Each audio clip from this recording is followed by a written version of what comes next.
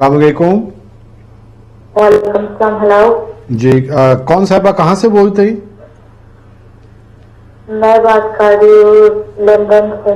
हाँ जी बताएं क्या पूछना चाहेंगे आप? मैं पूछना चाह रही हूँ जरा, मैं उसको बताना चाह रही हूँ। जी जी क्या पूछना चाहते हैं आप? मैं पूछना चाह रही हूँ कि जब मैं प्रेगनेंट होती हूँ मेरा मिसकैरेज हो जाता है, मेरा अच्छा। हमल नहीं ठहरता। ठीक है अभी इसके लिए जी कोई वजीफा बता दे। जी इंशाल्लाह अभी क्यों साहब बताएंगे आपको। जी जी हाँ। शुक्रिया। आप टीवी से देखें।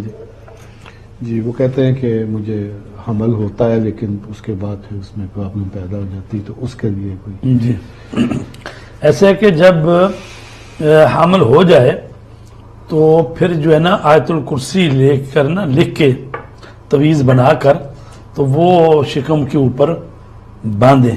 ठीक या बनी बनाई अगर मिल जाए तो वो भी हाँ लिख के भी कर सकते हैं, तो लेकिन यानी जाहिर है कि प्लास्टिक में लपेट के ठीक। तो वो कपड़े में बांध के तो उसको शिकम पे बांधना चाहिए ताकि हिफाजत, चूंकि उसमें आयतुल कुर्सी हिफाजत के लिए होती है, ठीक तो आयतुल कुर्सी जो है ना वो लिख के बांधे।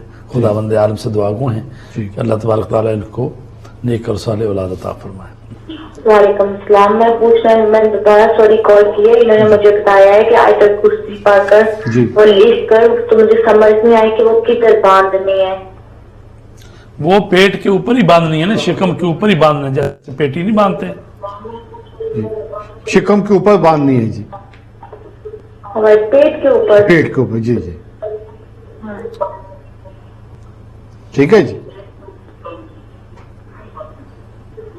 जी। और जब वो क्या कहते हैं, जब हमल ठहर जाए तो आपके खामन जो है ना वो बावजू होकर आपके शिकम के ऊपर अपनी उंगली से भी आयतुल कुर्सी जो है ना वो लिखें और इसको आप तवीज़ बनाकर तो वो बांध लें, यानी रात को सोते वक्त वो उस वक्त उतार सकते हैं, और दिन में जब आप काम वाम करने तो वो जो है ना वो बंधा होना चाहिए तवीज़।